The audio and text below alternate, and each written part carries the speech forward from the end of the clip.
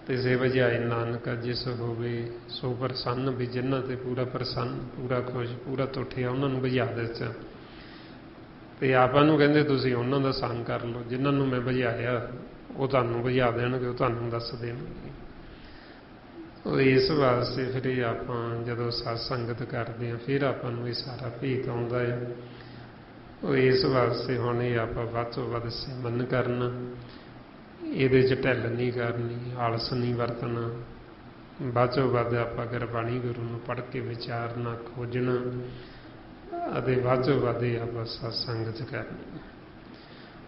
ਬਾਕੀ ਇਹ ਜੋ ਸਾਰਾ ਭੇਦ ਗੁਰਬਾਣੀ ਗੁਰੂ ਦੁਆਰਾ ਪੁੰਨ ਦਿੱਤਾ ਮਹਾਂਪੁਰਖਾਂ ਨੇ, ਭਾਈ ਸਾਹਿਬ ਭਾਈ ਸੇਵਾ ਸਿੰਘ ਜੀ ਧਰਮਾਲਾ, ਇਹ ਜੋ ਆਪਣੇ ਜੀਵਨ ਦਾ ਮਕਸਦ ਮਨੋਰਥ ਪਰਮਾਤਮਾ ਨੂੰ ਮਿਲਣਾ, ਆਪਾਂ ਜਿਉਂਦੇ ਜੀ ਮਿਲਣਾ, ਇਹ ਨਹੀਂ ਸਮਝਣਾ ਵੀ ਅਸੀਂ ਮਰਨ ਤੋਂ ਬਾਅਦ ਮਿਲ ਲਾਂਗੇ ਜਾਂ ਅਸੀਂ ਸੁਖੀ ਮਰ ਕੇ ਹੋ ਜਾਵਾਂਗੇ। ਜੇ ਅਸੀਂ ਜਿਉਂਦੇ ਜੀ ਸੁਖੀ ਨਹੀਂ ਹੋਏ ਫਿਰ ਮਰਨ ਤੋਂ ਬਾਅਦ ਸੁਖੀ ਨਹੀਂ ਹੋ ਸਕਦੇ। ਜੇ ਆਪਾਂ ਜਿਉਂਦੇ ਜੀ ਰੱਬ ਨੂੰ ਨਹੀਂ ਮਿਲੇ ਫਿਰ ਮਰਨ ਤੋਂ ਬਾਅਦ ਨਹੀਂ ਆਪਾਂ ਮਿਲਣ ਲੱਗੇ ਉਹਨੂੰ। ਸੋ ਇਸ ਵਾਸਤੇ ਆਪਾਂ ਜਿਉਂਦੇ ਜੀ ਮਿਲਣਾ, ਜਿਉਂਦੇ ਜੀ ਪਰਮਾਤਮਾ ਨਾਲ ਮਿਲਾਪ ਕਰ, ਜਿਉਂਦੇ ਜੀ ਆਪਾਂ ਉੱਥੇ ਪਹੁੰਚਣਾ ਜਿੱਥੇ ਆਪਾਂ ਮਰਨ ਤੋਂ ਬਾਅਦ ਜਾਣਾ। ਤੇ ਉਹ ਫਿਰ ਆਪਾਂ ਨੂੰ ਜੇ ਨਹੀਂ ਪਤਾ ਲੱਗਦਾ ਫਿਰ ਉਹ ਇਸ ਕਰਕੇ ਆਪਾਂ ਪੁੱਛਣਾ ਹੁੰਦਾ। ਸਤ ਸੰਗਤ ਆਪਾਂ ਜਿਵੇਂ ਪਰਿਵਾਰ ਹੈ, ਪਰਿਵਾਰ ਦੇ ਵਿੱਚ ਆਪਾਂ ਇੱਕ ਦੂਸਰੇ ਨਾਲ ਗੱਲ ਕਰਦੇ ਹਾਂ, ਆਪਾਂ ਸੰਗਦੇ ਨਹੀਂ। ਇਸੇ ਤਰ੍ਹਾਂ ਹੀ ਫਿਰ ਆਪਾਂ ਸੰਗਤ ਇੱਕ ਪਰਿਵਾਰ ਰੂਪ ਇਕੱਠੇ ਹੁੰਦੇ ਹਾਂ ਅਤੇ ਇਹਦੇ ਵਿੱਚ ਆਪਾਂ ਪੁੱਛ ਚੱਲਣਾ ਹੁੰਦਾ। ਜਿੱਥੋਂ ਨਹੀਂ ਪਤਾ ਲੱਗਦਾ ਉਹ ਪੁੱਛੀ ਜਾਣਾ ਵਾਰ-ਵਾਰ, ਆਪਾਂ ਸੰਗਣਾ ਪਾ ਕੇ ਸਾਡਾ ਮਨ ਕਿਤੇ ਇੱਕ ਥਾਂ 'ਤੇ ਰੁਕਿਆ ਨਾ ਰਹੇ। ਜੇ ਪੁੱਛ ਲਾਂਗੇ ਤਾਂ ਅੱਗੇ ਚੱਲ ਪਏਗਾ, ਜੇ ਪੁੱਛਾਂਗੇ ਨਹੀਂ ਫਿਰ ਕਈ ਵਾਰੀ ਇੱਕ ਥਾਂ 'ਤੇ ਰੁਕ ਜਾਂਦਾ। ਇਸ ਵਾਸਤੇ ਫਿਰ ਆਪਾਂ ਨੂੰ ਕਹਿੰਦੇ ਵੀ ਇਹ ਆਪਾਂ ਮਾਰਗ 'ਤੇ ਚੱਲਣਾ, ਇੱਕ ਦੂਸਰੇ ਨਾਲ ਵਿਚਾਰ ਕਰਨੀ, ਪੁੱਛੀ ਜਾਣਾ। ਸੋ ਇੰਨੀਆਂ ਬੇਨਤੀਆਂ, ਇੰਨੇ ਵਿਚਾਰ ਕਰਦਿਆਂ ਹੋਇਆਂ ਜੇ ਕੋਈ ਐਸਾ ਸ਼ਬਦ ਬੋਲਿਆ ਗਿਆ ਹੋਵੇ ਸੰਗਤ ਅਤੇ ਸਤਿਗੁਰੂ ਬਖਸ਼ਣ ਯੋਗ ਨੇ ਬਖਸ਼ ਲੈਣਾ ਜੀ। ਵਾਹਿਗੁਰੂ ਜੀ ਕਾ ਖਾਲਸਾ, ਵਾਹਿਗੁਰੂ ਜੀ ਕੀ ਫਤਿਹ।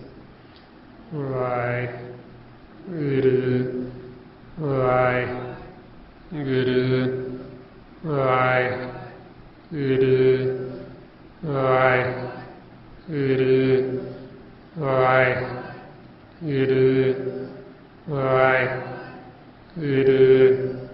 ਵਾਹਿਗੁਰੂ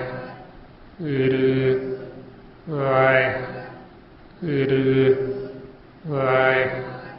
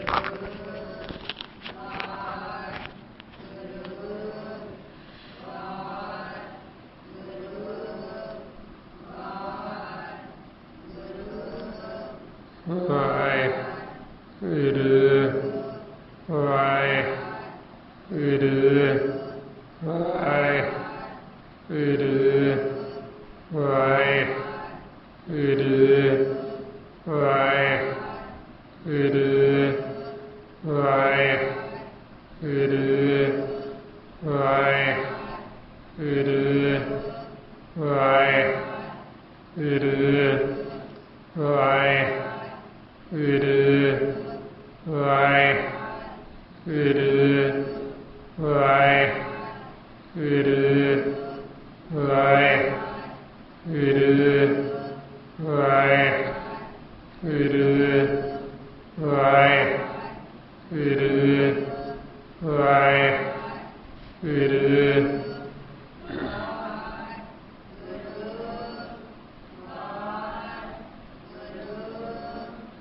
ਵਾਹਿਗੁਰੂ ਜੀ ਕਾ ਖਾਲਸਾ, ਵਾਹਿਗੁਰੂ ਜੀ ਕੀ ਫਤਿਹ।